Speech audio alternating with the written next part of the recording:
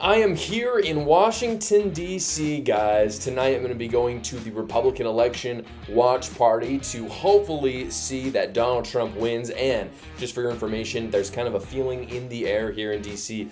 that Trump is going to win, at least according to a lot of the people I've talked to. And MSNBC knows that as well. Watch this. Here, this other issue, we've talked about it in our last poll, too, the dueling approval ratings. This is sort of an albatross for Harris here.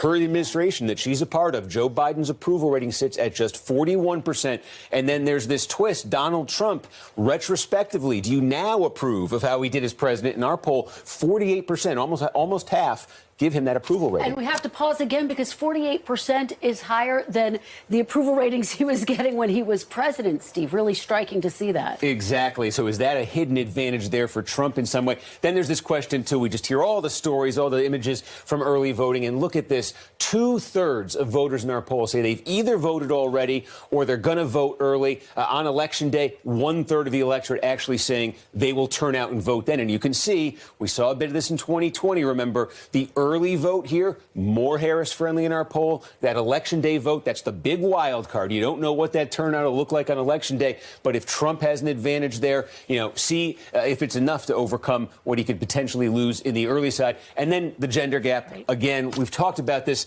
throughout the campaign. We've talked about this for decades. Trump up 18 with men, Harris 16 with women. That is a 34-point gender gap by about 10 points. If this happens, this would be the biggest gender gap ever recorded. Stunning. And his lead with men bigger than her lead with women. Just a reminder, that is an MSNBC poll. That's not a Fox News poll. So you know that Harris is freaking out right now from those numbers. I'm sure the internal numbers of the Democrats look basically the same as what MSNBC has because they're essentially the same organization. But what's really interesting about this election is that first number, I think, which is that Trump has a net 7-point swing when you look at his administration favorability compared to Biden's. And what the media have tried to do over the last few months is convince you that Kamala Harris is not part of Joe Biden's administration, which of course everybody knows that they are. And I think that there will be some people that will be convinced of that. There's always kind of a gullible few,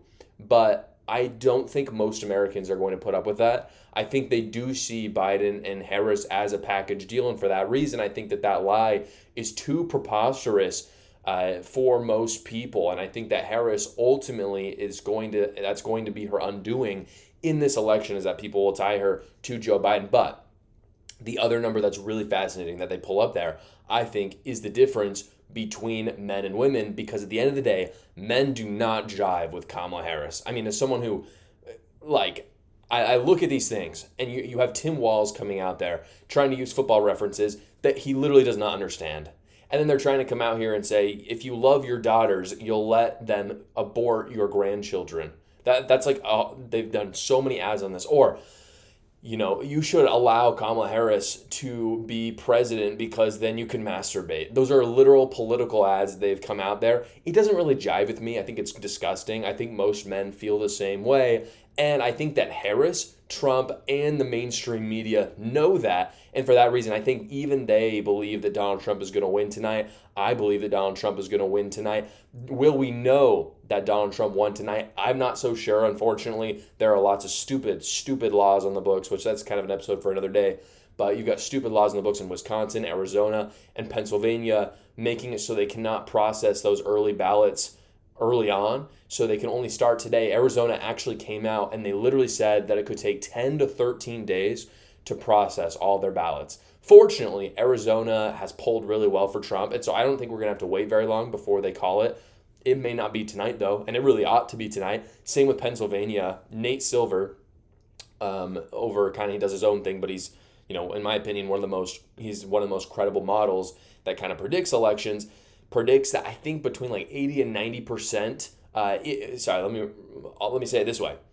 If a candidate wins Pennsylvania, they have an 80 to 90% chance somewhere in there of winning the election.